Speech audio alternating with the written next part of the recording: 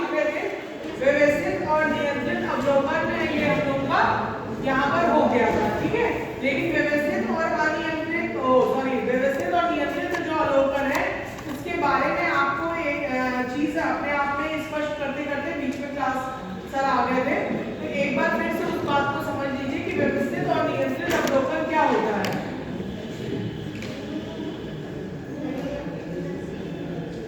हाँ, इसमें देखिए अव्यवस्थित और अनियंत्रित, उसमें ये क्या होता है, अवलोकन में अनुसूची बना करके हम आगे पीछे अपने हिसाब से उसका नियंत्रण नहीं रख पाते, इसीलिए वो अनियंत्रित हो जाता है, अव्यवस्थित हो जाता है।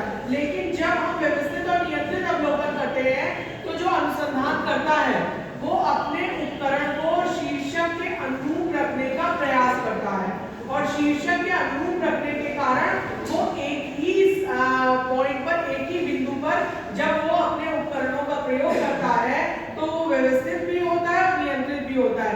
नियंत्रित मतलब जब अनुसंधान करता जो प्राप्त करता है या उत्तरदाता है उसके पास जाता है तो उस तरीके से आपका वो जो अंदाज लगाता है या जो अनुमान लगाता है या जो जिसको कह सकते हैं एक कह सके कि दिमाग में एक सीमा तय करके जाता है, उस सीमा के अंदर लगभग मिलता जुलता उसको काम आ जाता है। देखिए आगे की सीट खाली है, अगर आप लोगों को कोई परेशानी ना हो प्लीज, क्योंकि मुझे इतना लास्ट तक बोलने के लिए एक शब्द को बहुत ही फोकस करके बोलना पड़ रहा है, थोड़े समय की क्लास होती नहीं है, तो प्लीज हाँ प्लीज इधर आ जाइए। आपको ये सीट खाली है, ये सीट खाली, इधर पूरी खाली है। हाँ इधर वाली है, आगे की बेंच ये भी खाली है। डोर बंद कर दीजिएगा, डोर बंद कर दीजिए। हाँ इतने बैठने पर ना ये होता है कि हाँ पीछे तक आवाज जाने में कोशिश तो करती हूँ, लेकिन ये है कि मुझे बहुत प्रेशर लगा करके हर एक शब्द को बोलना पड़ता है। हाँ तो मेरी बात समझ में आई कि जो दृष्टि को देखिए, सबसे बड़ी बात है हमें चाहिए जब अनुसंधान हम कर रहे हैं और अनुसूची के बाद अवलोकन पे आ गए हैं, ठीक है, तो अनुसूची के बाद जब हम अवलोकन में आ गए हैं तो हमारी दृष्टि भी तार्किक हो जाती है, हमारी दृष्टि भी सामान्य नहीं रहती है। हम जब प्रेजेंटेशन के लिए तैयार हो रहे हैं तो हम अपने आप को बहुत कंपाइल करके, बहुत सारी चीजें साथ रूप में इकट्ठा करके दिमाग में फोकस ला करके काम करना शुरू करते हैं। तो जब हम इतना ज्यादा प्रिपेयर होते हैं तो हमारा व्यवस्थित और नियंत्रित अवलोकन अपने आप में हमें पुष्ट करने को प्राप्त हो जाता है, ठीक है। तीसरा इसमें हेडिंग डाल लीजिए, सामूहिक अवलोकन या सहभागी अवलोकन। सामूहिक, यस इंग्लिश और हिंदी कंपायर करके बता तो रही हूँ, लेकिन मैं बीच बीच में इंग्लिश वर्ड यूज करती जा रही हूँ, लेकिन पूरा इंग्लिश में कन्वर्सेशन नहीं हो पाएगा। हाँ हेडिंग मैं कोशिश करूंगी कि इंग्लिश हिंदी दोनों हो जाए, जैसे पार्टिसिपेशन ऑब्जर्वेशन या कंपायर ऑब्जर्वेशन, ठीक है, इस तरीके से इस हेडिंग को हम कन्वर्ट कर सकते हैं।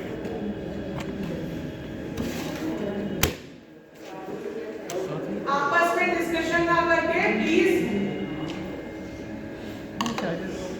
हाँ अटेंडेंस अगर आप पास ऑन कर रहे हैं तो उसमें बोलने की जरूरत नहीं है प्लीज, ठीक है। तो वही आपका जो पार्टिसिपेंट्स ऑब्जर्वेशन होता है, सहभागी अवलोकन या सामूहिक अवलोकन। सामूहिक अवलोकन एक तरीके का जिसको हम कह सकते हैं अनियंत्रित अवलोकन का ही दूसरा अंग माना जाता है। जो हमने फर्स्ट हेडिंग बनाई थी, अभी कल कौन सी फर्स्ट हेडिंग लिखाई थी इसकी, अव्यवस्थित और अनियंत्रित अवलोकन कराया था पहली हेडिंग, ठीक है। देखिए अगर आप डे बाय डे जाकर के अपना रीड आउट नहीं करोगे प्रॉपर वे में, तो ये ध्यान कर लो कि ऑल ऑफ सडन अगर आप एक साथ सोचो कि सब कुछ एक साथ पढ़ ले, इट्स नॉट पॉसिबल, ठीक है। तो ये चीज आपको ध्यान रखनी है कि सामूहिक या सहभागी अवलोकन जो है वो क्या किसमें परिवर्तन हो जाता है, अनियंत्रित अवलोकन में परिवर्तित हो जाता है। अब आप कह दीजिए कि मैं सामूहिक और सहभागी अवलोकन अनियंत्रित अवलोकन का ही दूसरा अंग क्यों माना जाता है? Any guesses? Any guesses? बिल्कुल सीधा सा है जो मैंने कल अनियंत्रित में बताया था, अव्यवस्थित में बताया था कि सहभागी अवलोकन में जब हम समुदाय को लेकर के चलते हैं, एक से अधिक लोग जब उसमें बात करते हैं, प्लीज डोर बंद कर दीजिए दोनों। हाँ, तो जब हम इस रूप में चलते हैं तो क्या होता है कि हमारे तर्क, हमारे निष्कर्ष, हमारा विश्वास, हमारी वैधता और हमारा जिसको कह सकते हैं दृष्टिकोण, ये सारी चीजें अलग हो जाती हैं। क्लियर है? ठीक है। लेकिन कभी कभी किसी पॉइंट पर हमें सामुदायिक अवलोकन, जब आप कह दो कि मैडम ये तो अनियंत्रित है, तो इसका एक प्रकार रखने की आवश्यकता क्यों पड़ी? अरे हर वक्त हर चीज हम अपने अकॉर्डिंग तय कर ले तो ये दूसरे पर डिपेंड है ना। कभी कोई एक चीज, जैसे मान लो आज मोदी जी का हम उसमें कोई एक अनुसंधान का टॉपिक ले, राइट? ठीक है, तो मैंने लिया वो टॉपिक, अब मैं चल रही हूं तो उसमें मुझे अकेले में वो निष्कर्ष नहीं प्राप्त हो रहा है, ठीक है, भले ही वो अनियंत्रित हो, अव्यवस्थित हो, लेकिन अनुसंधान का एक प्रकार होगा जब मैं समुदाय को लेकर के चलूंगी, एक ग्रुप विशेष को लेकर के चलूंगी। मेरी बात आप लोग को समझ में आ रही है मैं क्या कहना चाह रही हूँ? ठीक है, तो सामुदायिक या सहभागी जो अवलोकन होता है, ये व्यक्ति विशेष, परिस्थितियां विशेष या घटना विशेष पर निर्धारित करता है कि आपका किस तरीके से उस उपकरण जो हमारे अनुसंधान के हैं उसमें हम कौन सा उपकरण फिट कर सकते हैं। ठीक है, ये टाइप्स ऑफ वैरायटी ऑफ उपकरण ये क्यों बताए जा रहे हैं? क्यों बताए जा रहे हैं? क्योंकि जहां हमको जो यूज करने में लग सकता है, जो हमारे लिए बेनिफिशियल हो सकता है, वो हम यूज करें। ठीक है, इसीलिए तो टाइप्स ऑफ उपकरण दिए जा रहे हैं। एक सिंगल उपकरण बता दिया, हाँ ये ले लो, इस तरीके से चलो। तो जब शीर्षक एक नहीं है, विषय का प्रकार एक जैसा नहीं है, तो हम उपकरण भी एक जैसे कैसे ले सकते हैं? वो व्यवहारिक नहीं होगा और मेरे हिसाब से आपका सैद्धांतिक भी नहीं होगा। ठीक है, बात समझ में आ रही है सबको? देखिए, आप उसको इसीलिए हेडिंग लिखा करके उसको अपने शब्दों में एक्सप्लेन कर रही हूं कि आप बात मेन उसका जिस्ट समझ लें। You can explain it own words after that. ठीक है, क्योंकि अगर आपको प्रमुख चीज समझ में आ जा रही है तो आप उसको अपने शब्दों में एक्सप्लेन कर देंगे। ठीक है, अब इसका आप हेडिंग डाल लीजिए।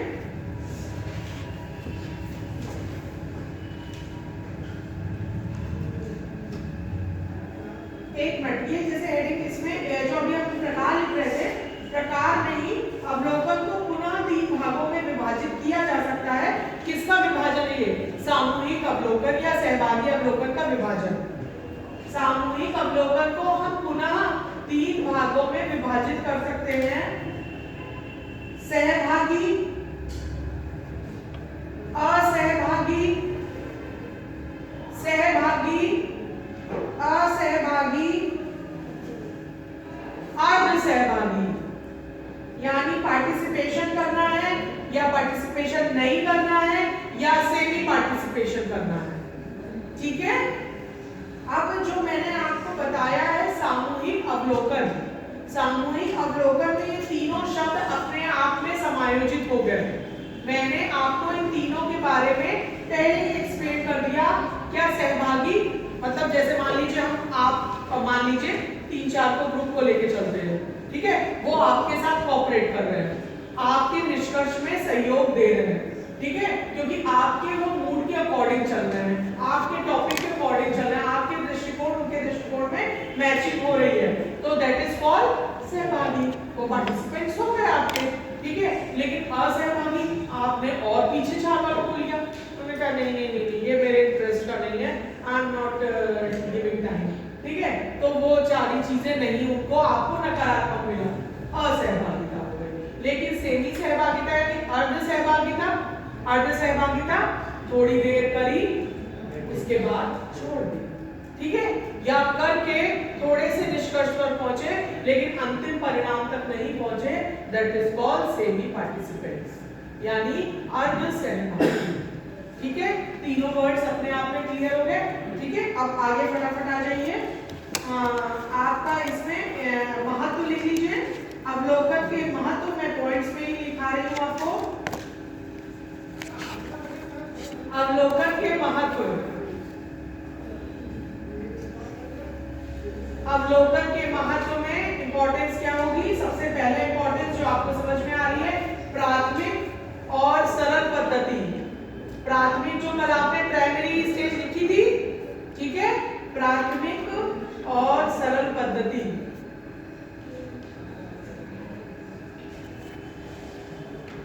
सबसे सीधी सी बात है, बेसिक हमारा अनुसूची, अवलोकन, साक्षात्कार इन सबसे ही स्टार्ट हुआ है।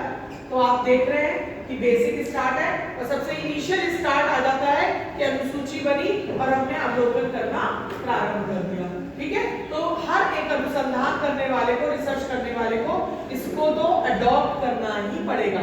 इसके अडॉप्ट करे बिना आप आगे मूव नहीं कर सकते। क्लियर? नेक्स्ट है इसका टॉपिक, कल्पना के निर्माण में सहायक। कल्पना के निर्माण में सहायक, नेक्स्ट पॉइंट, कल्पना के निर्माण में सहायक। ठीक है, अब आप कह रहे होंगे कि हम अनुसंधान कर रहे हैं और इमेजिनेशन कहां से आ गया? ठीक है, लेकिन जब तक हम अनुसूची नहीं बनाएंगे तब तक क्या अवलोकन हो पाएगा? और अनुसूची बनाने के लिए हमें पॉइंट्स तो डिवाइड करने ही पड़ेंगे, और पॉइंट्स जब हम डिवाइड करते हैं, जब हम अनुसूची बनाते हैं, तो अनुसूची बनाते समय क्या हर मैटर हमारे सामने होता है? होता है? नहीं होता है? तो देयर इज सम गेस। लेकिन कल्पना का मतलब नहीं कि हवा की उड़ान, नहीं, आप हवा पे नहीं उड़ सकते हो। आपकी कल्पना भी तर्कों पर आधारित होगी, आपकी कल्पना का आधार भी कुछ बेस होगा। तभी तो आप, जब तक आपका आधार नहीं होगा, बिना आधार के आप आगे अनुसूची निर्माण नहीं कर सकते हो। क्लियर हो रही है बात? तो उस निर्माण में सहायक होता है ये अवलोकन। ठीक है, नेक्स्ट पॉइंट है इसके महत्व में विश्वसनीयता। विश्वसनीयता,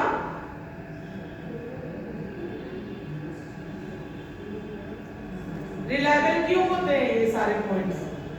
क्योंकि हम स्वयं उसके निर्माता होते हैं। ठीक है, और हम स्वयं निर्माता होंगे तो क्या हम विश्वास नहीं करेंगे? करेंगे भाई, अपने बनाई गई चीज पर तो विश्वास करें, लेकिन हाँ, निष्कर्ष जब निकलेंगे तब विश्वसनीयता हमारी दो धाराओं में विभाजित हो जाती है। कम विश्वसनीय, लेकिन ये मैं क्या लिखा है विश्वसनीयता? ये स्टार्टिंग एज है ना, जब हम अनुसूची बना करके अवलोकन प्रारंभ करते हैं तब तो हमें लगता है हम सही रास्ते पे जा रहे हैं, लेकिन हम जा रहे हैं सही रास्ते पर, जब मंजिल पर पहुंचेंगे तभी तो हमें समझ में आएगा कि दैट इज राइट और दैट इज रॉन्ग। ठीक है, लेकिन जाने से पहले ही अविश्वास आ गया तो क्या हम चल पाएंगे? कह दो ये पीएचडी बिल्कुल बेकार है, कुछ फायदा नहीं, बिल्कुल wastage of time, wastage of energy. तो हर चीज निगेटिव है। There is no fruitful efforts by us, क्योंकि सबसे बड़ी बात यह है कि जो यहाँ आकर के आप सुन रहे हैं, समझ रहे हैं कि आप पीएचडी के बिना आपने कभी सोचने समझने की कभी एक मन में अनुमान भी करा था? नहीं करा था। सीधी सी बात है। तो अगर आप शुरुआत के दायरे में ही अविश्वास धारण कर लेंगे तो हर चीज खत्म, लेकिन अगर आप रास्ते पे चल के उसका निष्कर्ष निकाल के तब कोई बात कहेंगे तो आपकी बात का भी प्रमाण वहां पर समझा जाएगा। अभी क्या कहा जाए? अनर्गल प्रलाप, without base is talking useless.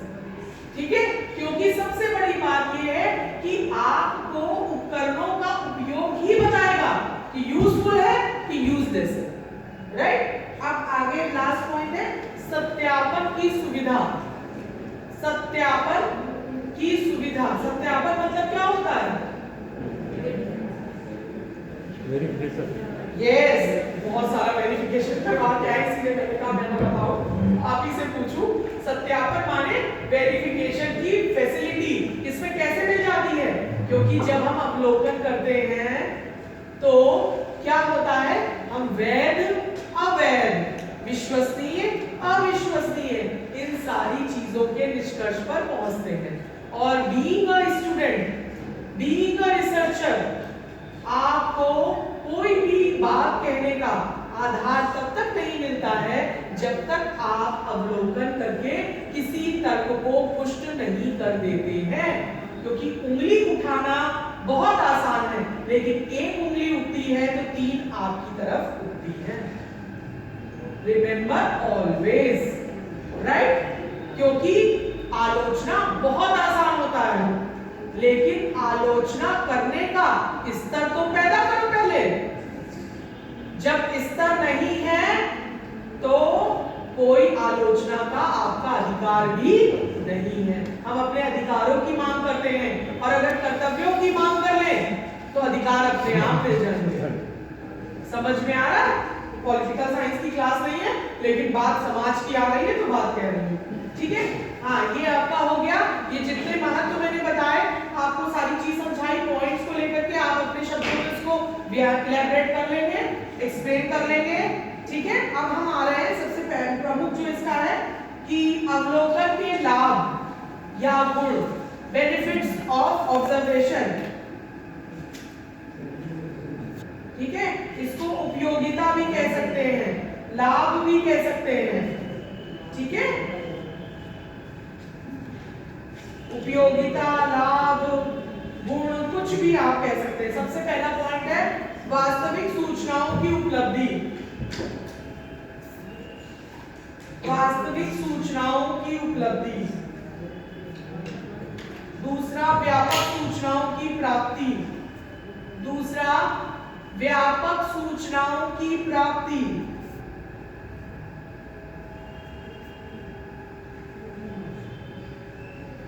वास्तविक और व्यापक दोनों को मैं कंबाइन करके एक्सप्लेन कर रही हूं। वास्तविक सूचनाओं का मतलब क्या है?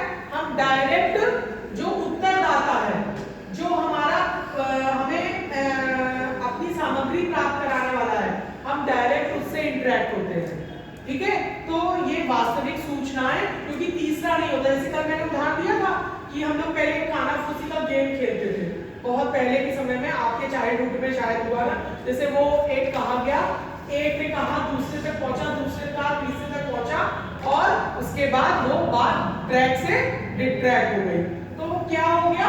जब 1 to 1 का इंटरेक्शन होगा तो there is no mediator in between us, right? तो इसीलिए आपका वो वास्तविक और व्यापक दोनों हो जाता है। क्यों वास्तविक और व्यापक हो गया भाई? क्यों? क्योंकि जब हम तर्क के आधार पर वर्णन कर रहे हैं तो वो एक निष्कर्ष से उसके धार निकलते जाते हैं। क्योंकि जब हम सामने बैठे हैं तो जैसे आप मुझसे जो समझ में आ रहा है वो पूछते हैं, मैं आपसे जो समझ में आ रहा है वो मैं आपसे बात कर रही हूँ, तो हम दोनों आपस में बात करने के लिए स्वतंत्र है ना।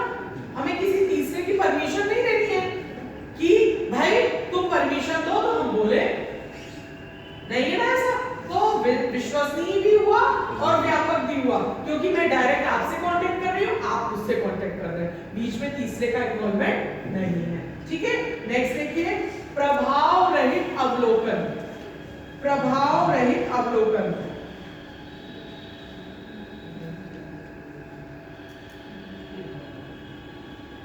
जैसे हम किसी व्यक्ति के पास या किसी घटना से संबंधित अवलोकन करने के लिए गए, माना बहुत प्रभावकारी व्यक्ति है, ठीक है? थोड़ी देर तक तो हम प्रभाव में आते हैं, लेकिन हम सामाजिक प्राणी हैं, ठीक है? जहां इस दरवाजे से निकले प्रभाव, right? It's a practical fact for everyone I think. हाँ, कुछ बंदों में जो एक्सेप्शन है 2-4 दिन तक कैरी ऑन करेगा दिमाग में, लेकिन after that it's completely demolished, right? Completely vanish. तो वो यही होता है कि अवलोकन में जब तक हम उससे साक्षात्कार में सामने हैं तब तक तो हो सकता है थोड़ा आ जाए, लेकिन साक्षात्कार और अवलोकन में यही डिफरेंस है कि साक्षात्कार लेते समय उसका पूरा इम्पैक्ट हमारे ऊपर होता है, लेकिन अवलोकन में हम अपने पॉइंट्स उस पर रखते हैं, ठीक है? तो इसलिए ये इसमें प्रभाव रहित अवलोकन आ जाएगा। अब नेक्स्ट देखिए, सामुदायिक व्यवहार का प्रत्यक्ष ज्ञान। सामुदायिक व्यवहार का प्रत्यक्ष ज्ञान, direct study of community behaviour, direct study of community behaviour, सामुदायिक व्यवहार का प्रत्यक्ष ज्ञान। ठीक है, सीधी सी बात है कि जब किसी हम समुदाय में जाते हैं, जो फील्ड वर्क के जो लोग लेते हैं, जैसे मेरा एक रिसर्च अभी कर रहा है स्टूडेंट, उसने फील्ड वर्क का टॉपिक लिया हुआ है, तो वो जब जाता है वहां पर तो वो 2 दिन वहीं पर रुकता है। 2 दिन वहीं पर रुक करके सारी संस्कृति, वहां के गुण दोष, वहां के छोटे छोटे लोगों का इंटरव्यू रिकॉर्ड करता है, सारी सब चीजें करता है, तब उसको फाइल अप कर रहा है। तो वो कह रहा है कि जैसे लग रहा है हम एक नई दुनिया में आ गए इस टॉपिक को लेकर के, कि उसको इतना गुड फील होता है जब वो बताता है, तो थोड़ी देर तक मैं भी वही वहां पर पहुंच जाती हूँ। तो वो चीज एक फील गुड होता है। फील गुड मतलब लगता है इसी बहाने से हमने कुछ नया तो जाना, नहीं तो हम अपनी बनाई गई दुनिया में मग्न थे, हम अपने आप को ही बादशाह समझ रहे थे। लेकिन पता क्या चला जब हम बाहर निकले कि हमारे जैसे बहुत सारे बादशाह हैं, राइट? तो फिर वहां पर सामुदायिक अवलोकन का ये बहुत बड़ा बेनिफिट होता है कि कूप मंडूक अहम ब्रह्मास्मि जैसे शब्दों का खंडन होता है और तभी आप जमीन पर खड़े होते हो। ठीक है, आप अपने ज्ञान का गर्व करते हो लेकिन घमंड नहीं करते हो।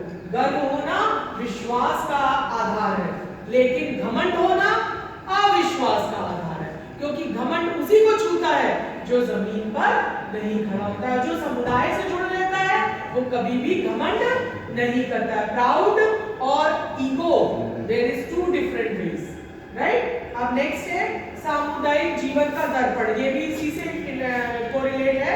सामुदायिक जीवन का दर्पण, मिरर ऑफ कम्युनिटी लाइफ। इसको मुझे बताने की जरूरत नहीं है, सामुदायिक जीवन का दर्पण, क्योंकि जब आप जाएंगे तो उसका हूबहू अपने अंदर आप उतार लेते हैं। नेक्स्ट देखिए, स्वाभाविक व्यवहार का अध्ययन। स्वाभाविक व्यवहार का अध्ययन। स्वाभाविक व्यवहार, भाई हम जब किसी भी साधारण आम या खास का अवलोकन करेंगे तो उसकी अंतरंगिता यानी उसके जो बाहरी आवरण होता है, जैसे हम सबका होता है, हम बाहर कुछ और होते हैं, घर में कुछ और होते हैं। घर में कहते हैं सारे जहां से अच्छा अपना घर स्वर्ग लगता है भाई, क्यों ये फील आता है। सोने का पिंजरा पिंजरा ही कहलाता है, ठीक है? तो वो क्यों होता है? क्योंकि हम 2 व्यक्तित्व के आभा मंडल में विकसित होते हैं, ठीक है? घर में आकर के हम सारे आभा मंडल त्याग देते हैं, ठीक है? कहते हैं ना फील एट होम। बाहर जाके कहा जाता है फील फुल एट होम, लेकिन वो नहीं आ पाता ना, क्योंकि घर और बाहर इसीलिए शायद दायरा बनाया गया है। तो वही बात है कि स्वाभाविक व्यवहार का अध्ययन हम इस उपकरण के माध्यम से कर पाते हैं, क्योंकि जब हम अंतरंग में जुड़ जाते हैं तो उनके अच्छे बुरे सब चीज का हम ज्ञान तर्क लेते हैं, तो हम वहां पर अस्वाभाविक व्यवहार का व्यवहार नहीं कर पाते। राइट? नेक्स्ट है, लास्ट है इसमें, प्रश्नोत्तरों की भ्रामकता से बचाव। प्रश्नोत्तरों की भ्रामकता से बचाव, avoidance of confusional answers। अब इसमें क्या है, क्योंकि जब मान लीजिए आप किसी दूसरे प्रदेश के हैं, मैं किसी दूसरे प्रदेश की हूं, ठीक है, लेकिन आपने जो बोला वो लिखा तो मैंने अपनी ही लिपि में, जो मैंने समझा वो मैंने अपने शब्दों में ही लिखा उसका, तो फिर मुझे भ्रम कहां पर होगा? जहां मैं उसका अपनाऊंगी। मैंने आपकी भाषा का अध्ययन करा, तभी तो मैं आपका अवलोकन करने जाऊंगी, ठीक है? आपने जो बोला, जैसा बताया, जैसा समझाया, ठीक है, लेकिन उसको आपकी भाषा का अध्ययन करा, मैंने सब कुछ करा, आपकी संस्कृति करा, रीति रिवाज करा, आपकी लिपि का करा, लेकिन उसको फाइनली लिपिबद्ध तो मैं अपनी ही लिपि में करूंगी ना, करूंगी ना, ठीक है। तो दृष्टिकोण फिर मेरा आएगा, तो भ्रम की स्थिति कहाँ होती है बच्चों?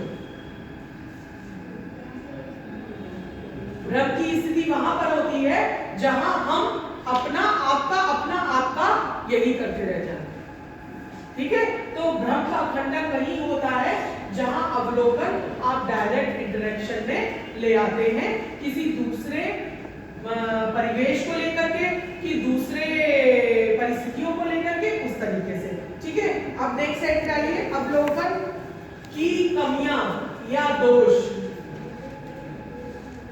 अवलोकन की कमियां या दोष।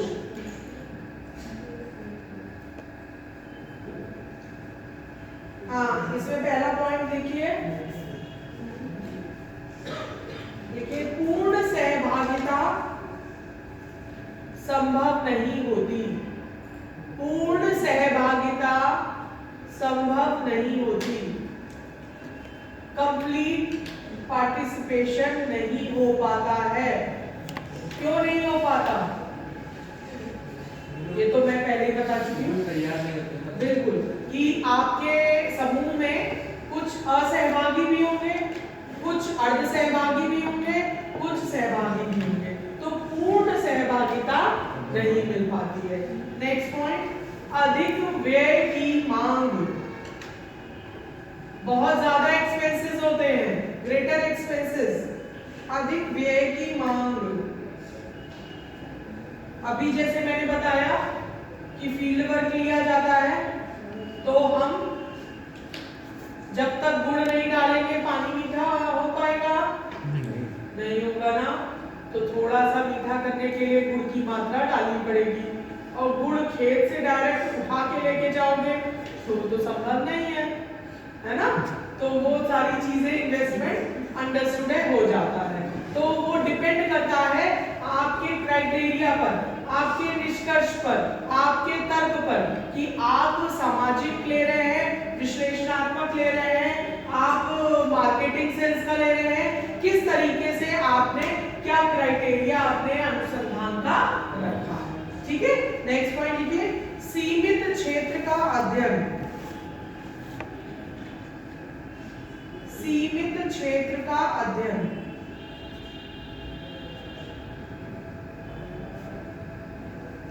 क्योंकि जब हम अपने निष्कर्ष पर पहुंचने के लिए अनुसूची बनाते हैं, तो अनुसंधान व्यापक नहीं होता है, अनुसंधान सीमित होकर के ही लिया जा सकता है। इसलिए ये अवलोकन में हम व्यापक ज्यादा पैड नहीं बना पाते हैं, सीमित दायरे में ही अवलोकन कर पाएंगे। क्योंकि अवलोकन, जैसे हम मान लीजिए आप यहाँ बैठे हैं, तो यही का तो अवलोकन कर पाएंगे, एक साथ सब जगह का अवलोकन संभव नहीं है। नेक्स्ट देखिए, विस्तृत ज्ञान में बाधक। विस्तृत ज्ञान में बाधक। अवलोकन पद्धति की सीमाएं होती हैं। अवलोकन पद्धति की जब सीमाएं हो जाएंगी, तो सीधी सी बात है कि उसमें आपका व्यापकता और विस्तृत रूप समाप्त हो जाता है। नेक्स्ट पॉइंट, अत्यधिक समय की आवश्यकता। अत्यधिक समय की आवश्यकता। भाई जब आपका अवलोकन ज्यादा होगा, अनुसूची लंबी होगी, तो आपका क्या हो जाएगा कि समय भी आपका आवश्यकता से ज्यादा अधिक खर्च होगा, और देना भी पड़ेगा, क्योंकि जब तक हमें विश्वसनीय या वैध निष्कर्ष नहीं मिल जाता है, तब तक हम समय इन्वेस्ट करते रहेंगे। तभी तो कुछ लोग जल्दी कर लेते हैं, कुछ लोग उतना टाइम बाउंड करने के बावजूद भी टाइम का एक्सटेंशन मांगते हैं, क्योंकि वो अपने काम को पूरा नहीं कर पाते हैं। लेकिन इसके पीछे किसी का वैध रीजन भी होता है, किसी का आलस भी होता है। कहते हैं ना, हर व्यवस्था को उपयोग करने वाले भी होते हैं, दुरुपयोग करने वाले भी होते हैं। तो उसमें हम अभी नहीं जाएंगे, क्योंकि वो डिपेंड आप पर करता है, ठीक है। हाँ, नेक्स्ट पॉइंट लिखिए, लास्ट इसी का है लास्ट। स्तरीय समुदायों में, स्तरीय समुदायों में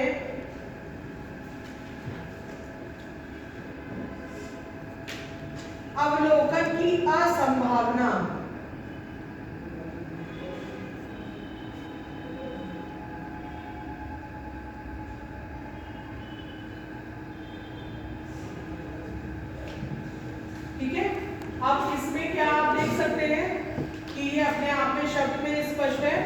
कि जब कभी हमें ऐसे व्यक्ति विशेष से सामुदायिक रूप से हम अवलोकन करने के लिए पहल करते हैं तो वहां पर हमें ज्यादा करके निराशा ही हो सकती है। क्योंकि वो लोग कोई भी निष्कर्ष पर पहुंचने के लिए ऐसी सामग्री ही नहीं प्रोवाइड करते हैं कि आप एक बिना कयास लगाए या बिना आप अनुमान लगाए वो निष्कर्ष रख पाए, क्योंकि रख ही नहीं सकते। क्यों नहीं रख सकते? क्योंकि जब ऐसे सामुदायिक अवलोकन की बात आती है तो उसमें कह देते हैं कि हम इस तरीके से जो बात कह रहे हैं उस पर तर्क पर नहीं आ जाता। जब देखिए आपकी न्यूज आएगी तो प्राप्त स्रोतों के अनुसार लिख देते हैं, नीचे ब्रैकेट में लिखा रहता है प्राप्त स्रोतों के अनुसार, जिससे कि उस पर कोई मुकदमा ना कर सके, उस पर कोई आपका मान हानि का दावा ना प्रस्तुत कर सके। तो इसलिए ये ऐसी संभावनाएं वहां पर अनुसंधानकर्ता को कई सामना करनी पड़ जाती है। वो किस पर आधारित होता है? आपके चुने गए शीर्षक पर आधारित होता है।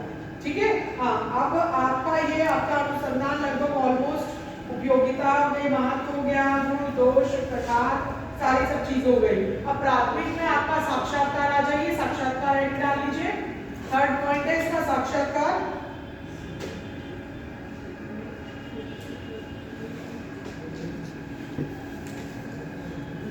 हाँ, साक्षात्कार क्या कहते हैं इसको? इंटरव्यू दो शब्द से मिलकर भी बनता है, इंटर और व्यू। व्यू माने दृष्टिकोण, दृष्टि, ठीक है।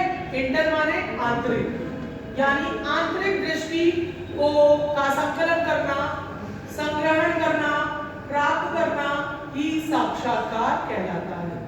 ठीक है, क्योंकि उसके जीवन के विविध पहलुओं, खट्टे मीठे, गुण दोष जो सामने नहीं भी लाना चाहिए वो भी हम सामने लाने का प्रयास करते हैं, जिसको हम पेज 3 कहते हैं। ठीक है, मीडिया जगत का। और कभी कभी येलो जर्नलिज्म भी हम कह पाने में सक्षम होते हैं, लेकिन वो आपका डिफरेंट लाइन है, हम उस पर नहीं जाते, क्योंकि हम पढ़ रहे हैं अनुसंधान के उपकरण या अनुसंधान की सामग्री। तो हम साक्षात्कार में क्या होता है ये नहीं जानेंगे, साक्षात्कार एज ए उपकरण क्या होता है इस बारे में हम जानेंगे यहाँ पर। ठीक है, अच्छा, इसमें पीवी यंग की परिभाषा लिख लीजिए। PV young, yes, P for parrot, V for victory, young लिखिए। पीवी यंग ने साक्षात्कार को परिभाषित किया है, इन्वर्टेड कॉमा में लिखिए,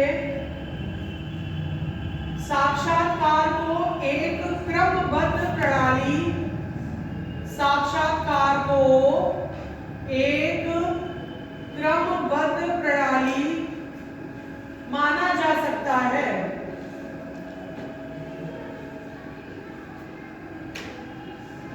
साक्षात्कार को एक क्रमबद्ध प्रणाली माना जा सकता है जिसके द्वारा एक व्यक्ति दूसरे व्यक्ति के आंतरिक जीवन में, एक व्यक्ति दूसरे व्यक्ति के आंतरिक जीवन में अधिक अथवा कम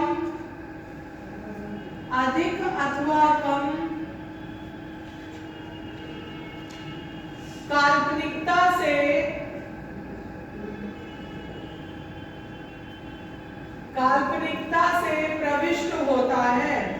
प्रविष्ट होता है, जो उसके लिए प्रविष्ट होता है, जो उसके लिए सामान्यता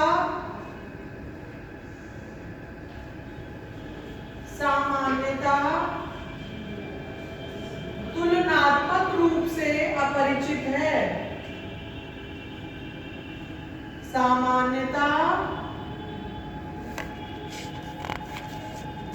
तुलनात्मक तुलनात्मक रूप से अपरिचित है। ठीक है, इसमें परिभाषाएं मैंने अभी तक सब में एक एक ही लिखाई है, लेकिन आप इसमें और भी परिभाषाएं ऐड कर सकते हैं। ठीक है, क्योंकि दो तीन तीन परिभाषाएं लिखाने में कोई दिक्कत नहीं है, लेकिन बस टाइम की इंपॉर्टेंस है हमारे लिए, और उस टाइम में जो काम आप स्वयं कर सकते हैं वो चीज उसमें मैं ज्यादा टाइम किल करने की कोशिश नहीं करती हूँ। ठीक है, क्योंकि आपको मैंने एक लिखा दिया, अब आप उसमें एक लिखे या दो तीन लिखे, ये अब आप कर लेना है। ठीक है, हाँ, अब इसमें नेक्स्ट हेड कर लीजिए, साक्षात्कार की विशेषताएं।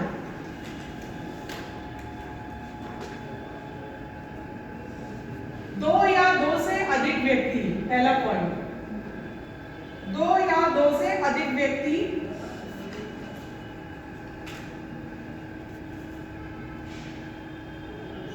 व्यक्तिगली व्यक्तियों, दो है ना, दो से अधिक हो गया, तो व्यक्तियों में संपर्क या वार्तालाप, दो या दो से अधिक व्यक्तियों में संपर्क या वार्तालाप। नेक्स्ट पॉइंट, विशिष्ट उद्देश्य, विशिष्ट उद्देश्य, क्योंकि जब हम साक्षात्कार किसी का लेने जाते हैं तो हम ऐसे थोड़ा कहते हैं सर आपसे मिलने आ रहे हैं, नहीं, मिलने आ रहे हैं कि भाई सगे वाले हैं कि हमारे रिश्तेदार हैं, लेकिन that is not practical possible. साक्षात्कार एक पूरा प्री आपका जिसको कह सकते हैं पूर्ण नियोजित, प्री प्लान्ड होता है सारी चीजें, तब आप साक्षात्कार के लिए, और कभी कभी जो बहुत ही सीनियर क्लास के होते हैं उसमें प्रश्न भी पहले से शेयर कर दिए जाते हैं कि हम ये प्रश्न करेंगे आपसे और आपको इसके उत्तर देने हैं। सब चीज सेटिंग पर बेस्ड है। ठीक है, हाँ, नेक्स्ट लिखिए, आमने सामने या प्राथमिक संबंध, आमने सामने या प्राथमिक संबंध। हाँ, अब आमने सामने या प्राथमिक संबंध का बिल्कुल सीधी सी बात है, क्योंकि आप एकदम से कोई अपरिचित हो, आप भले ही फोन से कन्वर्सेशन कर रहे हो, लेकिन आप 3-4 टाइम कन्वर्सेशन कर लेंगे, तब आप डायरेक्ट इंटरेक्ट होंगे।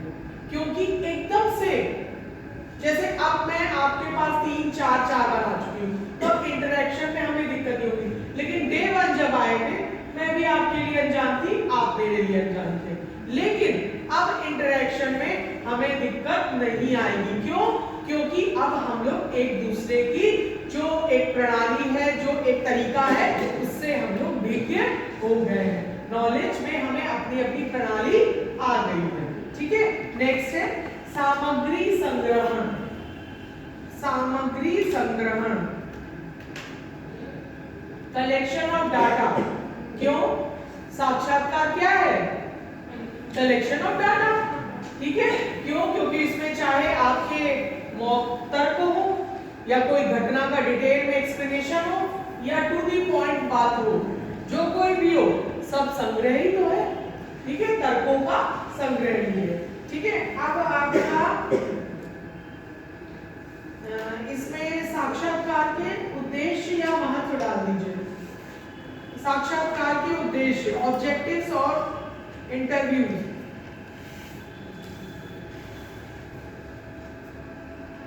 ठीक है, हाँ लिखिए, प्रत्यक्ष संपर्क और द्वारा सूचनाएं। साक्षात्कार के उद्देश्य में लिख सकते हैं आप प्रत्यक्ष संपर्क द्वारा सूचनाएं। क्योंकि कभी-कभी जो न्यूज मिलती है हमें, लेकिन सामने वाले के हाव भाव पर भी वो न्यूज डिपेंड करती है। ठीक है, आपने मुझसे कोई बात पूछी, तो मेरा वे ऑफ प्रेजेंटेशन आपके दिमाग में उस न्यूज को, उस तर्क को स्थायित्व देने के लिए आधार बनता है। मैं कह दूं just leave it, it's not important, आपके दिमाग में वो बहुत इंपॉर्टेंट शक्ति होगी, लेकिन 1 मिनट में उसका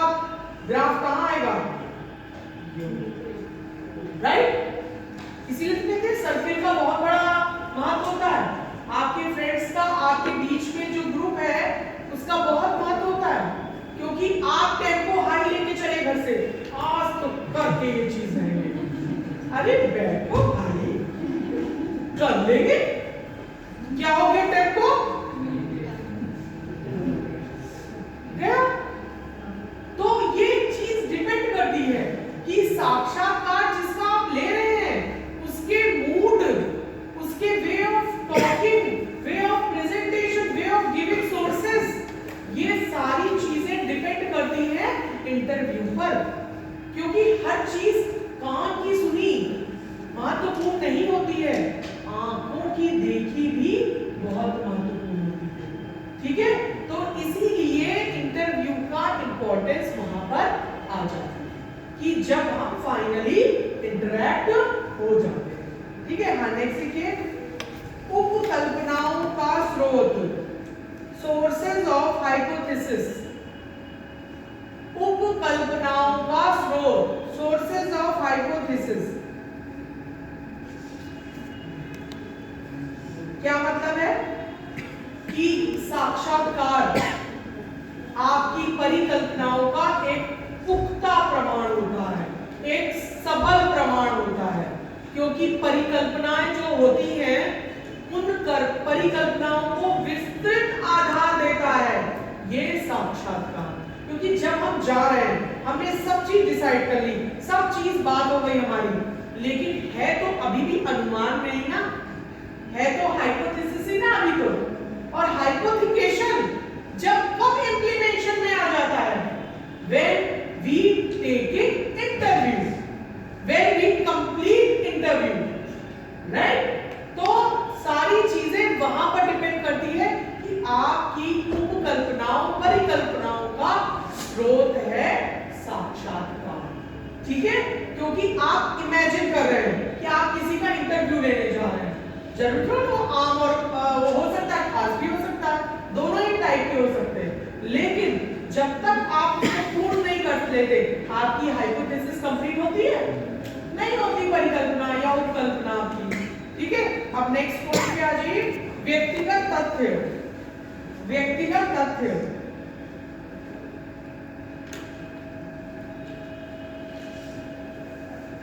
अमिताभ बच्चन ने कैसे न्यू ईयर मनाया।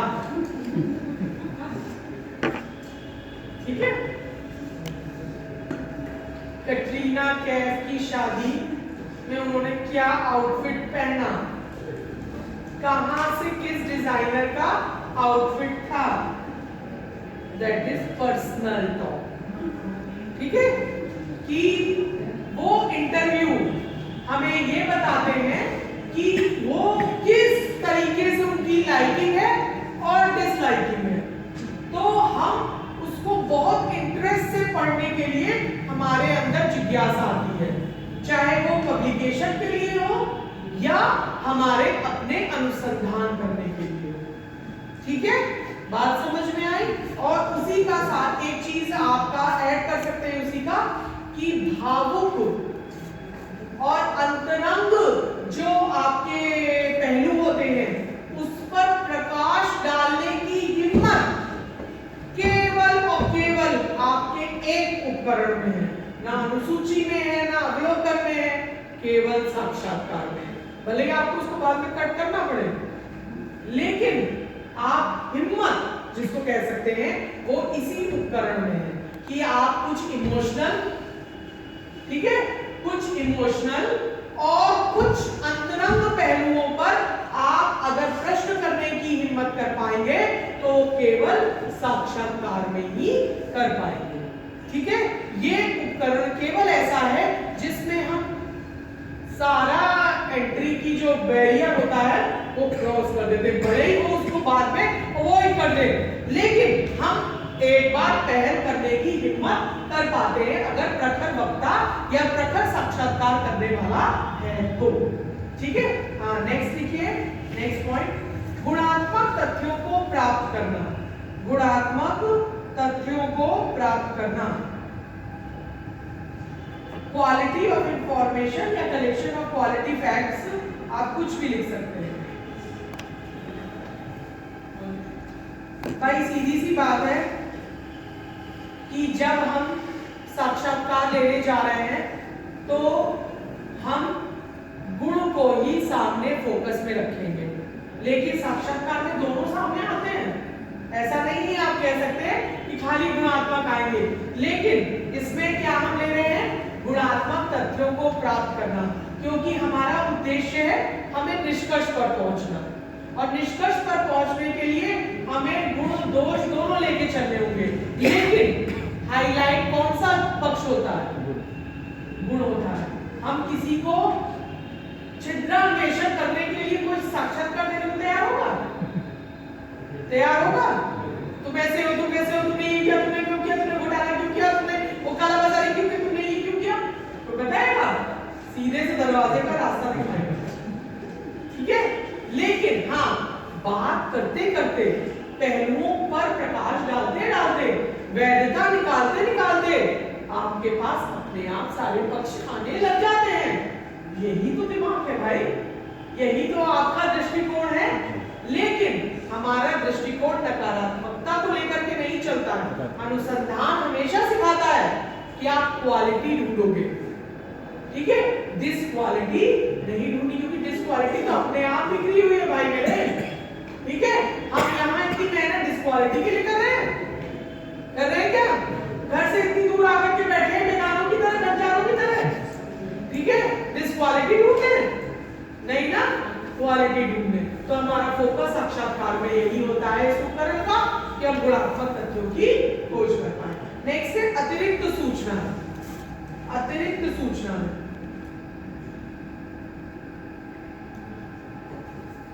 हाँ, अब अतिरिक्त सूचनाएं हैं, इसको बताने की मुझे जरूरत है। कभी कभी अपनी बात निकालने के लिए थोड़ा इधर, थोड़ा उधर, थोड़ा आगे, थोड़ा पीछे जाना पड़ता है, क्योंकि कह दो कि हम इस बिंदु पर खड़े हैं, उसी बिंदु पर खड़े रहेंगे, तो सामने वाला क्या आपका नौकर है? सामने वाले ने कुछ आपसे कुछ बॉन्डिंग बांधी है कि वो साक्षात्कार देगा ही नहीं ना। ठीक है, कोई किसी के वश में नहीं है आजकल, केवल मॉरल बॉन्डिंग के नाम पर हम वश में हैं। ठीक है, और सबसे बड़ी बात है, जब आप साक्षात्कार लेने जाते हो तो उससे कुछ निकलवाने जाते हो, उसका कुछ जानकारी हासिल करने जाते हो, तो आप रिजिड हो करके काम नहीं चला सकते हो, एकदम स्ट्रेट फॉरवर्ड हो करके काम नहीं चला सकते हो। नीड्स फ्लेक्सिबिलिटी, और फ्लेक्सिबिलिटी जो जानता है वही आज का देश का आज का राजा होता है, क्योंकि रिजिड जब घर वाले नहीं बर्दाश्त कर पाते हैं तो बाहर वाला कैसे बर्दाश्त करेगा? मम्मी पापा जरा आकर के बोलो, बता देंगे रिजिडिटी क्या होती है। तो सारी चीजें ये है कि आपका अतिरिक्त सूचनाएं ये आपका डिस्ट्रैक्शन नहीं है, ये पार्ट ऑफ द इंटरव्यू।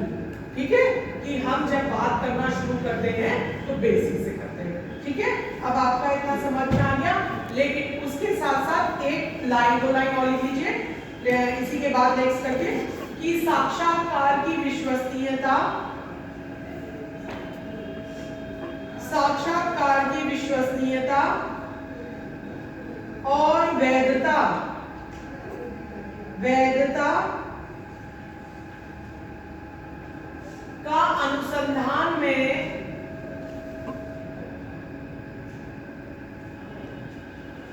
बहुत महत्व होता है।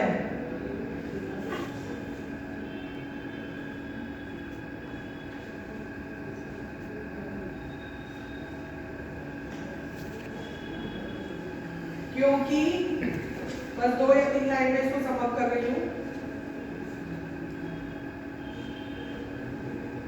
क्योंकि इसमें हम आदर्श, यथार्थ, आदर्श, यथार्थ, प्रत्येक प्रकार की शैली, शैली माने वे ऑफ टॉकिंग, प्रत्येक प्रकार की शैली यानी कभी व्यंग्यात्मक रखते हैं, कभी प्रशंसनात्मक रखते हैं, कभी सरल रखते हैं, कभी दुरूह रखते हैं।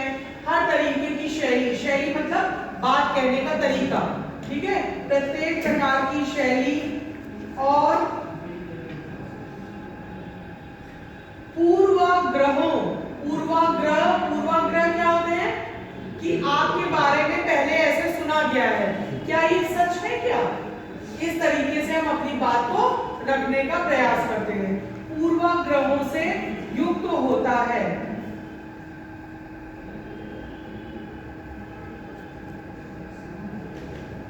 साक्षात्कार में असत्य,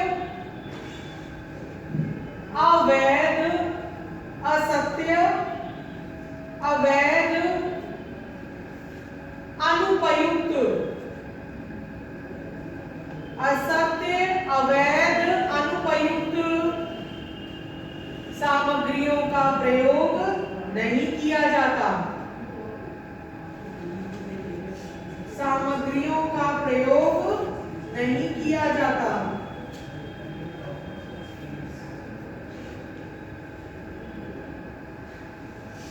ठीक है, ये आपका मैंने कंपाइल करके पूरा आपका इसमें पॉइंट्स बता दिए। लास्ट इसकी एक और हेडिंग है कि साक्षात्कार उपकरण की सीमाएं, साक्षात्कार के उपकरण की सीमाएं, साक्षात्कार के उपकरण की सीमाएं।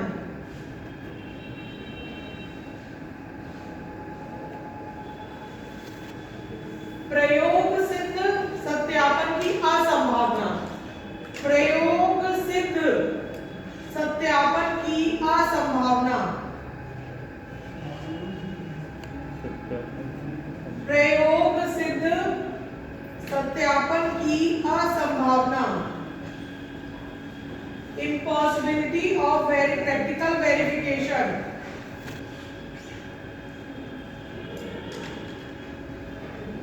नेक्स्ट पॉइंट, अविश्वसनीय एवं अप्रमाणित सूचनाएं।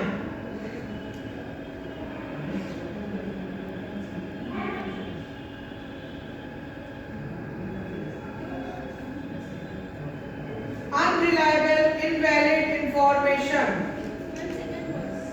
हाँ, सेकेंड वाला है आपका अविश्वसनीय अप्रमाणिक सूचनाएं, अनरिलायबल अनवैलिड रिसोर्सेज या इंफॉर्मेशन। नेक्स्ट देखिए, हीनता का भाव, हीनता की भावना या हीनता का भाव, इंफीरियरिटी कॉम्प्लेक्स,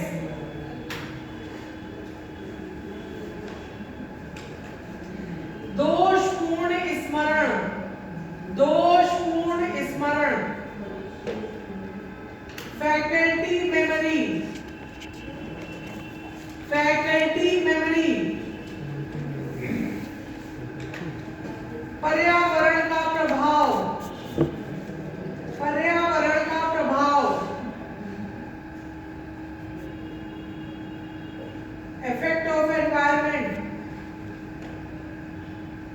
स्वतंत्र अभिव्यक्ति, फ्री एक्सप्रेशंस, फ्री एक्सप्रेशंस, स्वतंत्र अभिव्यक्ति। इन सबको जो पॉइंट मैंने बोले इनको व्याख्या करने की जरूरत नहीं है, ठीक है। अच्छा, जो द्वितीय स्रोत था, द्वितीय स्रोत में तो आपका कुछ इसमें वर्णन करने का नहीं, लेकिन बस प्रश्नावली आपकी बहुत इंपॉर्टेंट है।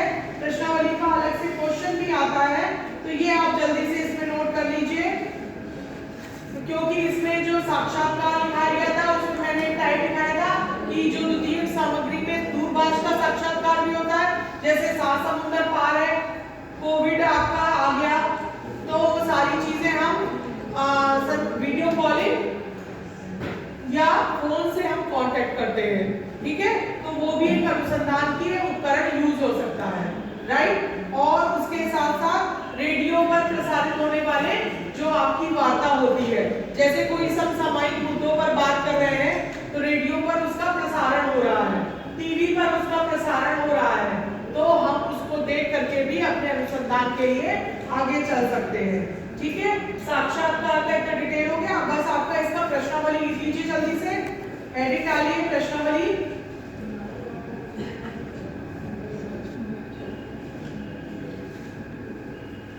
हाँ, प्रश्नावली प्रणाली या प्रश्नावली उपकरण जो होता है उसका मतलब क्या होता है, जल्दी से बताइए।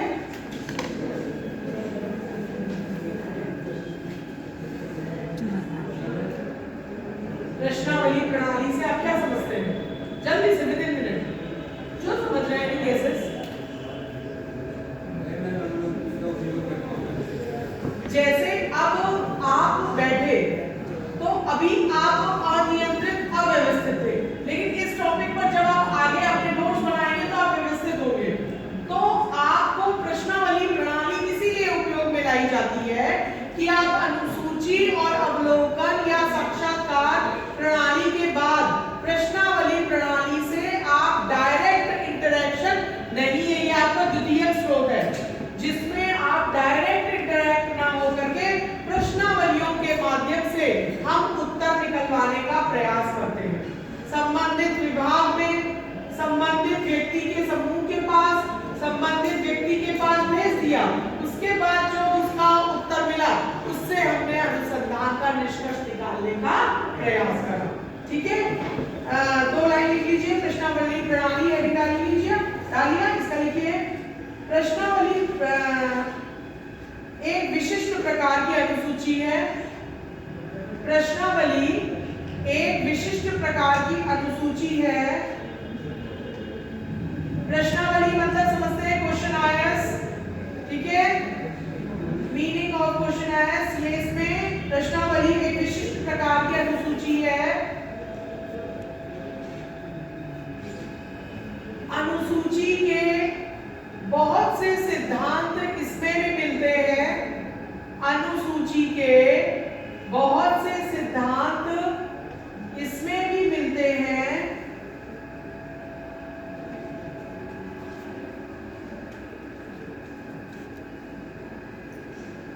यह सूची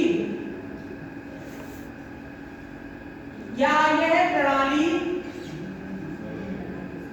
अन्य प्रणालियों की अपेक्षा सरल होती है, सरल और सस्ती होती है। अन्य प्रणालियों की अपेक्षा सरल और सस्ती होती है क्योंकि हम इसको डाक के द्वारा यानी बाई पोस्ट सूचना दाताओं के पास भेज सकते हैं। डाक के द्वारा सूचना दाताओं के पास भेज सकते हैं। सूचना दाताओं के पास भेज सकते हैं। और प्रत्युत्तर में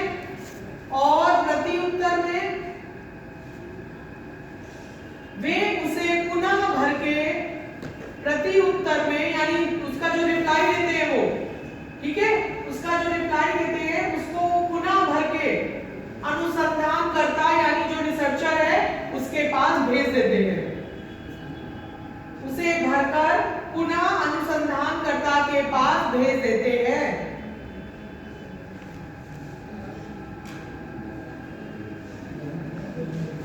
जिससे कि हम क्या करते हैं, उसका निष्कर्ष निकाल लेते हैं। जिससे कि हम उसका निष्कर्ष निकाल लेते हैं। एक परिभाषा लिखा रही हूं, लिख लीजिए। जेडी पोप के अनुसार, J for jungle, D for Delhi, JD pope, POPE, JD pope के अनुसार एक प्रश्नावली को प्रश्नों के समूह के रूप में, इन्वर्टेड कॉमा में लिख रहे हैं ना, एक प्रश्नावली को प्रश्नों के एक समूह के रूप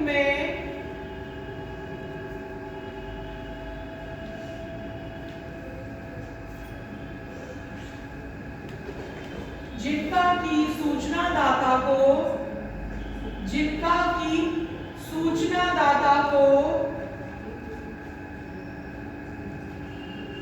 बिना एक अनुसंधानकर्ता की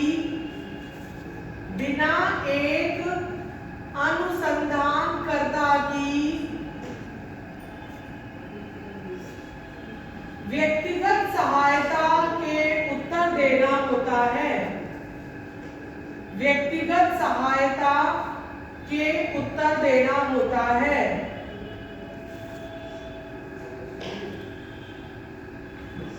inverted comma close.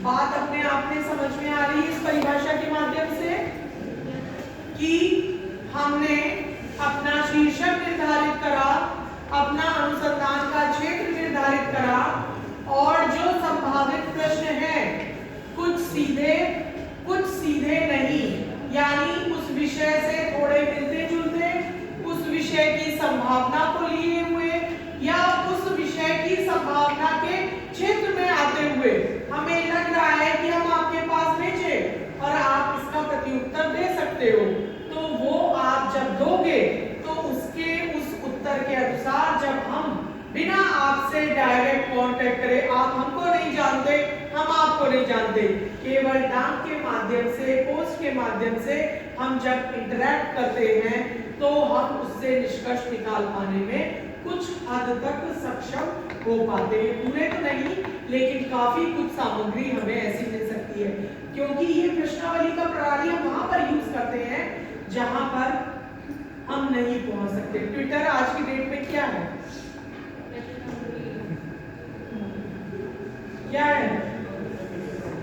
Social media का तो प्लेटफॉर्म है, लेकिन क्या है, हम अपना प्रश्न रख देते हैं, उनकी जो टीम होती है डायरेक्ट योगी तो करते नहीं ट्वीट, मोदी ने ट्वीट करते नहीं, ठीक है, वो आपके उस जो आंसर होंगे या जो क्वेश्चन होंगे उससे रिलेटेड निकाल दिए गए। तो हमारी उस जो प्रश्नावली प्रणाली है वो उसमें गई। मैं तो एक जस्ट उदाहरण दे रही हूँ, मैं ये नहीं कह रही कि वो प्रश्न, लेकिन एक टाइप ऑफ आज का एक विकसित प्रश्नावली प्रणाली का प्लेटफॉर्म है कि बाई पोस्ट का टाइम खत्म हो गया क्योंकि अंतर्देशीय अब नहीं आता है, ठीक है, तो वो सारी सब चीजें। लेकिन हाँ, जब कभी अभी भी आपको कहीं भेजना है तो आपको प्रॉपर सारी चीजें लिख करके भेजनी पड़ेगी, उसका प्रत्युत्तर आता है, क्योंकि लिखित प्रणाली जो होती है उसकी वैधता होती है, अलिखित या मौखिक प्रणाली की वैधता नहीं होती। और सोशल मीडिया तो बिल्कुल कहीं वैध है ही नहीं, क्योंकि वो प्लेटफॉर्म फॉर एवरीवन, जिसका जो बनाएगा वो ट्वीट करेगा, ठीक है। जैसे अगर आप ये कपिल शर्मा का शो देखते हैं, कमेंट्स का जो आता है, पोस्टमार्टम किसका आता है? किसका क्या आता है उसमें? क्या यस, पोस्ट का पोस्टमार्टम। तो उसमें क्या होता है, जो सारी पोस्ट आती है उसी का तो पोस्टमार्टम करके दिया है। मतलब क्या कहने का कि हमने अपनी एक बात लिख दी, उस पर सार्वजनिक रूप से क्या बातें आती है वो वैध नहीं होती है, लेकिन एक मैंने उदाहरण दिया आपको, बस उसका और कोई आधार नहीं है। हाँ, नेक्स्ट देखिए, प्रश्नावली का उद्देश्य। प्रश्नावली का उद्देश्य, प्रश्न बस एक पॉइंट में इसका आंसर खत्म कर रही हूं, क्योंकि आपका ये आज लास्ट पूरा फिनिश करना है मुझे। प्रश्नावली द्वारा अध्ययन सामग्री संग्रहण डाटा कलेक्शन का प्रधान उद्देश्य, मेन एम क्या होता है? समय और धन की बचत करना, समय और धन की बचत करना,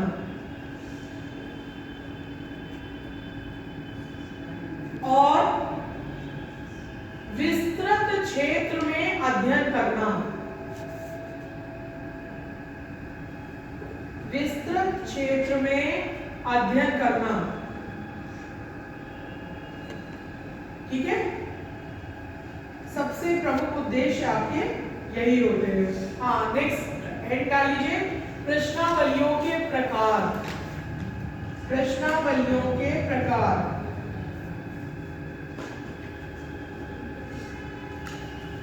बंद तथा प्रतिबंधित प्रश्नावलियां। बंद तथा प्रतिबंधित प्रश्नावलियां यानी क्लोज्ड और बैन क्वेश्चनायर्स। क्लोज्ड और बैन क्वेश्चनायर्स। बंद तथा या अथवा प्रतिबंधित प्रश्नावलियां, क्लोज्ड और बैन क्वेश्चनायर्स। अप्रतिबंधित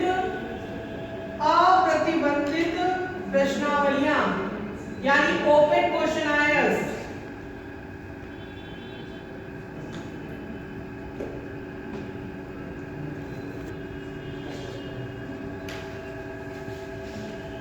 अब ये यहाँ पर बंद और प्रतिबंधित में सीधी सी बात है कि जो आपका निश्चित सीमा के अंतर्गत प्रतिबंधित लेकर के जो टाइम पीरियड दिया जाता है, इतने टाइम में आपको ये क्रिटिक लिख करके देना है। जैसे अब हम लोग के पास थीसिस का इवैल्यूएशन आता है तो उसमें टाइम, अब तो सब ऑनलाइन हम लोग भी रिपोर्ट भेज रहे हैं, तो उसमें कहा जाता है कि मैम इतने दिन में आपको विद इन इतने डेज में आपको आपकी ऑनलाइन सारा सब चीजें करके मेल कर देना है। तो बंद और प्रतिबंधित यानी जो बैंड और वो कर दिया गया, मतलब आपको पर्टिकुलर बैंड कर दिया गया, इतने समय में आपको ये सारी चीजें देना है, जिससे कि सामने वाले को वो अपनी उस जटिलता से मुक्ति मिल जाए, उस अपनी समस्या से मुक्ति मिल जाए। और अप्रतिबंधित प्रश्नावली में क्या है? Open question. ओपन क्वेश्चन हम क्या कह सकते हैं कि इसमें बहुत सारा विवरण हम कलेक्ट करने को कह देते हैं, तो इसमें हम नियंत्रण नहीं लगाते, बैन नहीं लगाते, क्योंकि ये टाइम लिमिटेशन ज्यादा होती है, तो ये ओपन क्वेश्चन आंसर होते हैं। नेक्स्ट लिखिए चित्रमय प्रश्नावली। थर्ड लिखिए चित्रमय प्रश्नावली।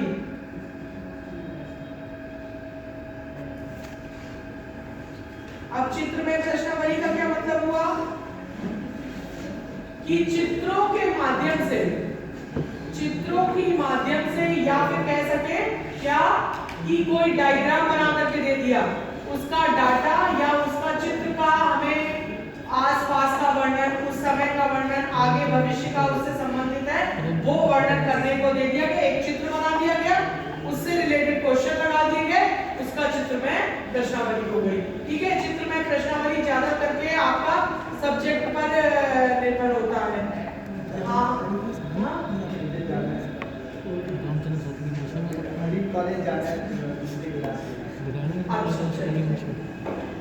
आपका वहीं पर हो रहा है जो सब्जेक्ट की क्लास है। चलिए मिश्रित प्रश्नावली। मिश्रित प्रश्नावली, मिश्रित मिक्स क्वेश्चन।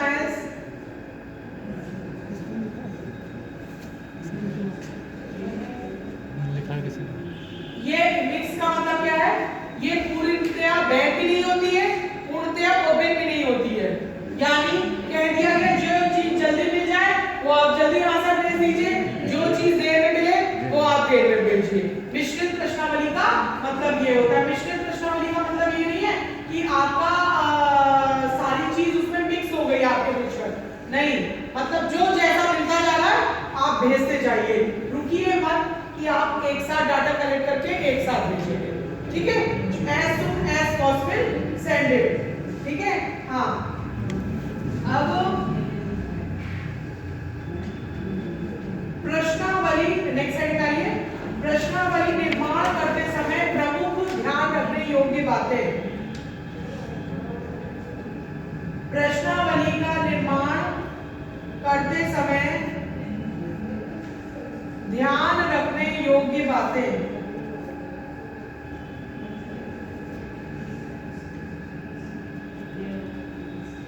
हाँ लिखिए, बस पॉइंट्स में लिखा रही हूं।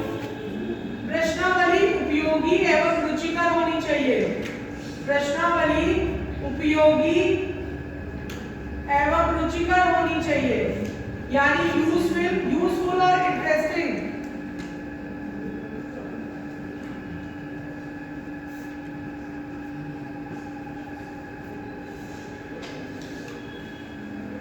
नेक्स्ट पॉइंट है प्रश्न थोड़े रखने चाहिए।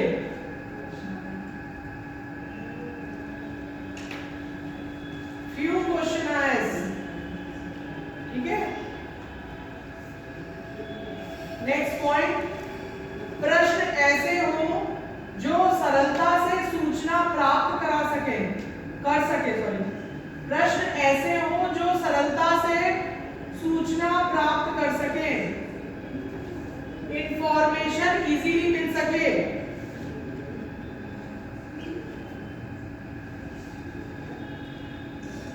हाँ, नेक्स्ट, प्रश्न सरल और स्पष्ट होने चाहिए।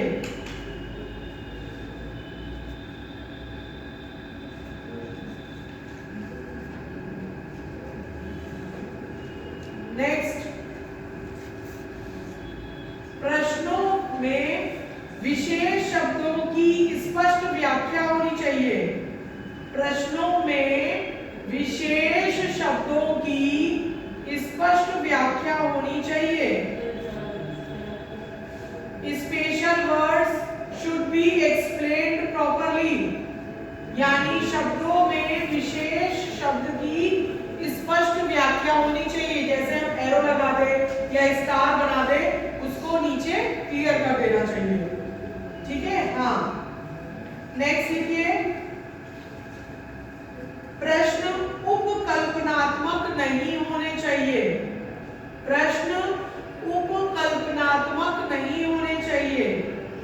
Should not be hypothetical, hypothesis पर बेस्ड नहीं होने चाहिए।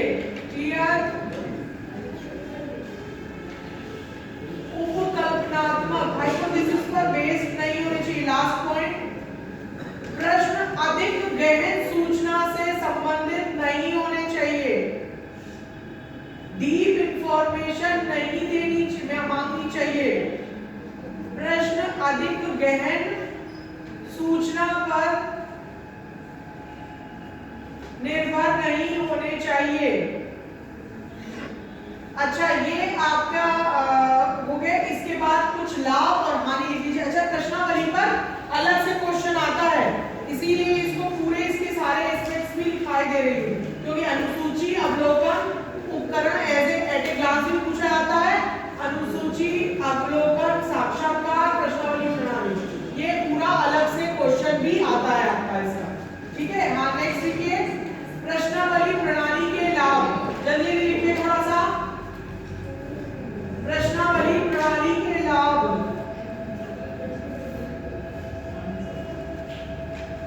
नंबर 1 पॉइंट, विस्तृत जनसंख्या का अध्ययन।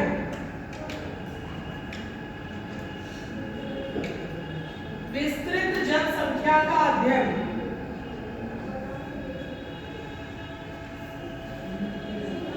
निम्नतम व्यय, निम्नतम व्यय मतलब मिनिमम एक्सपेंस।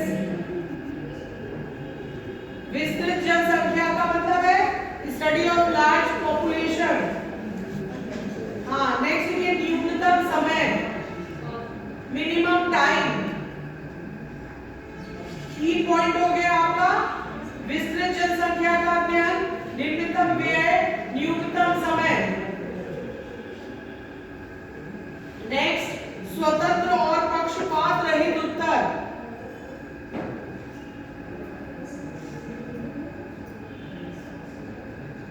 स्वतंत्र और पक्षपात रहित उत्तर, यानी इम्पार्शियल और फ्री आंसर्स। क्योंकि कौन मांग रहा है, कौन दे रहा है, वी डोंट नो एनीवन, ठीक है। तो उससे क्या होता है कि हम क्लियर कन्वर्सेशन कर पा सकते हैं, तो किसी का किसी पर प्रभाव ही नहीं है, ठीक है। नेक्स्ट है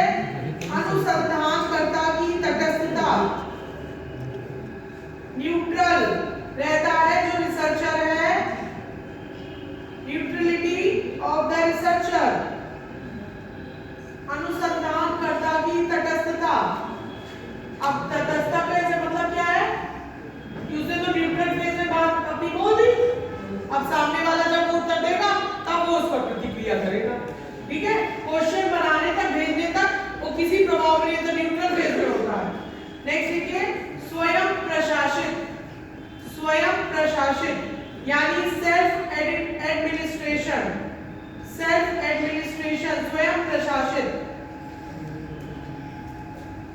भाई प्रश्नावली हम स्वयं से प्रशासित होकर के भेज रहे हैं, किसी और से नहीं। नेक्स्ट है पॉइंट, सूचना दाता की सुगमता। सूचना दाता की सुगमता,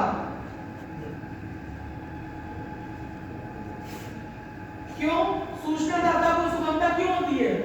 क्योंकि वो किसी नियम में नहीं बनता है। क्या वो अपनी बात को स्वेच्छा से और बहुत सहजता से बात कर सकता है, प्रेशर नहीं होता है उस पर किसी पर। जैसे ऑनलाइन रिपोर्ट हम भेज रहे हैं तो हमारे पास थीसिस वाले का थोड़ा ना है प्रेशर कि मैडम बहुत अच्छी रिपोर्ट बना के देना, मैडम गलत रिपोर्ट मत बना के देना। हमें पता ही नहीं है कौन स्टूडेंट है, कौन गाइड है। हमारे पास आई, हमने जो समझ में आया बना के भेज दिया, ठीक है। हाँ, नेक्स्ट लिखिए, सूचना दाता के सामान्य ज्ञान में वृद्धि। सूचना दाता के सामान्य ज्ञान में वृद्धि। Yes,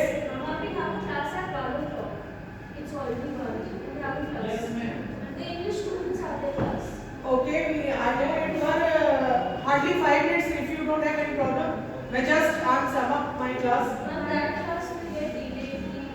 That class will get delayed. After 2:30 we have to wait.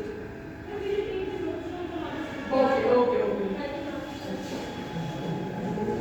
हाँ, देखिए, सूचना दाता के ज्ञान में वृद्धि।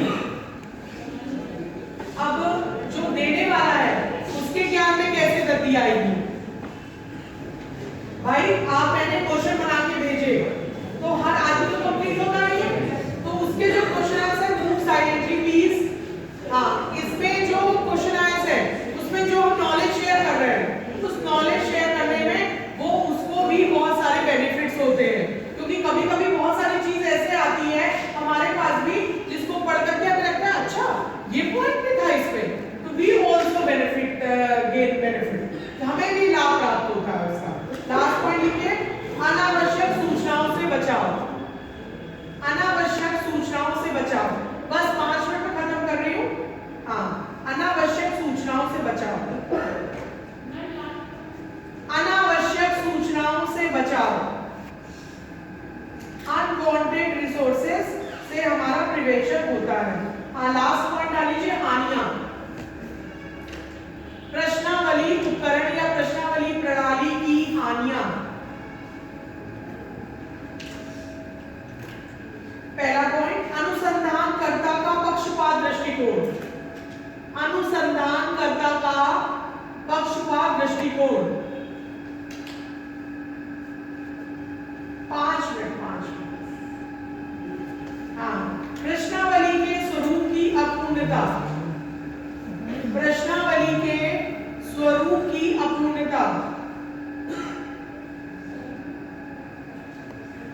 भाई जैसा अनुसंधान करता जा रहा है, सामने वाला उसको करेक्ट करने के लिए कोई है ही नहीं, और बताना जरूरी है लिखाने के साथ साथ, इसलिए बस लाइट वेयर कर रही हूँ। पक्षपात दृष्टिकोण, जैसा मैं सोचती हूँ इस टॉपिक के बारे में वैसे तो मैं क्वेश्चन बना के भेजूंगी, ठीक है। और जो उसका स्वरूप होगा वो भी मेरे अकॉर्डिंग होगा, वो पूर्ण है या अपूर्ण है ये मैं ही जानती हूँ, ठीक है। नेक्स्ट है, निर्देशन के लिए अनुपयोगी। निर्देशन के लिए अनुपयोगी।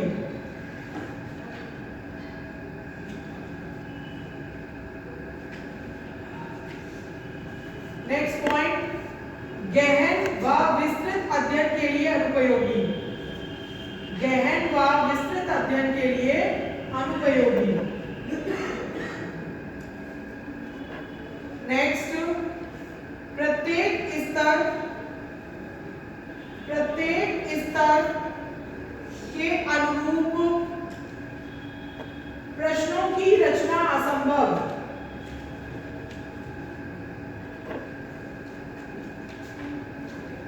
ठीक है। हाँ, प्रत्येक स्तर के प्रश्नों के अनुरूप प्रश्नों की रचना असंभव। Just give me 2 minutes more. देखिए, अब इसका जो यूनिट 10 में था प्रेजेंटेशन टूल्स, ये आपका सब कुछ हो चुका है। बस इसका जो लास्ट वाला पॉइंट है, टूल्स में भी use Microsoft point, open office और सिमिलर एप्स, ठीक है। तो ये जो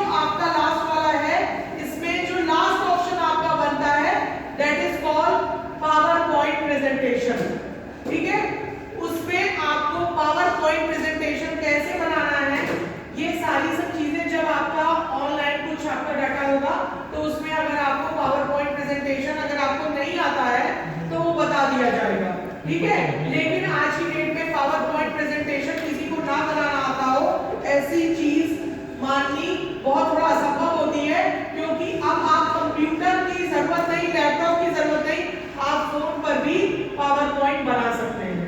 ठीक है, क्योंकि आप गूगल पे जाइए या यूट्यूब पे जाइए, how to make PowerPoint presentation, एक नहीं 50 वीडियो लाइन से आएंगे।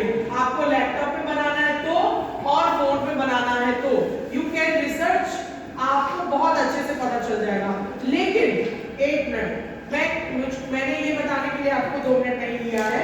ये जो आपका है creating presentation, customize presentation and showing presentation, यानी इन उपकरणों का उपयोग अपने प्रेजेंटेशन को हम कैसे आकर्षक, कैसे और उत्पादक, कैसे और उपयोगी बना सकते हैं, यह बात इन उपकरणों को बताते समय लास्ट में प्रूव करनी होगी। क्यों? क्योंकि जैसे मैंने महत्व लिखा है, आपके लाभ लिखा है, उपयोगिता लिखाई है, तो वो आपके प्रेजेंटेशन को, क्योंकि आज का टाइम क्या है, कॉम्पैक्ट शो, अंडरस्टूड जैसी कोई फीलिंग आज की डेट में नहीं होती है। एक मुहावरा है, जंगल में मोर नाचा किसने देखा, no one can knows, right. तो आपका जो अनुसंधान का जो उपकरण है, उस उपकरण के माध्यम से आपने अपना जो प्रेजेंटेशन क्रिएट करा, दृश्य एवं श्रव्य, ऑडियो विजुअल बोथ, आप उसमें फैक्ट्स भी डाल सकते हैं।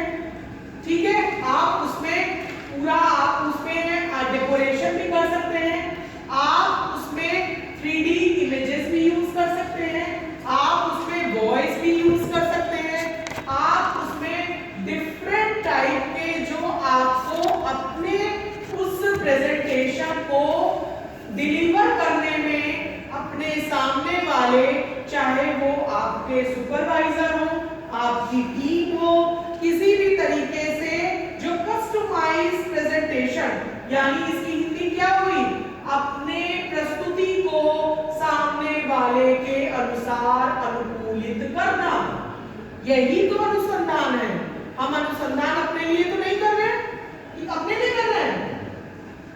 हमने टूल्स का यूज किस लिए करा, अपने लिए।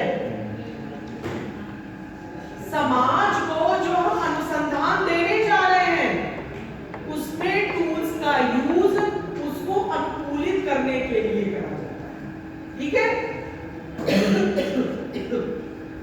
तो MS वर्ड और पावर पॉइंट का यूज करके हम अपने उपकरणों का सदुपयोग कर सकते हैं और उसको समाज के लिए अनुकूलित करना ही हमारा सबसे बड़ा उद्देश्य अनुसंधान का होना चाहिए। क्योंकि 2 साल तक मैंने अपनी जो थीसिस थी वो टाइप करके रखी रही। ठीक है,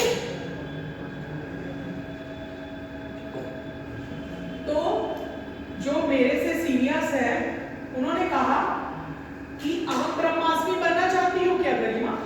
मैंने कहा नहीं सर। तो कहते हैं तुमने क्या लिखा कि तुम जानती हो, तुम्हारा गाइड जानता है, इसके अलावा तीसरा किसने जाना? तुमने क्या इसलिए अनुसंधान किया है? मैंने कहा नहीं सर, बिल्कुल नहीं। तो आत्मबोध जागा कि अगर मैंने मेहनत करी है, कोई अनुसंधान करा है, तो मैं उसको प्रेजेंट करूं। तो सारी चीजें वही है। इस बात का उदाहरण देने का तात्पर्य यही है कि हाउ टू क्रिएट प्रेजेंटेशन और how to customize our presentation. तो जितने सिमिलर ऐप हैं, स्लाइड बहुत थोड़ी होनी चाहिए, टू दी पॉइंट बात होनी चाहिए, और सबसे बड़ी बात यह है कि ऐसी स्लाइड्स बनानी चाहिए हमेशा कि जब आप उस स्लाइड में अपनी बात को समझा सके, क्योंकि आपका निर्माण करने का उद्देश्य आप खुद नहीं है, आप समाज के लिए कर रहे हैं। तो समाज आपके अपने विवेक के अकॉर्डिंग, आप अपने विवेक के अकॉर्डिंग समाज को कितना अच्छा प्रेजेंटेशन दे सकते हैं कि आप ना होंगे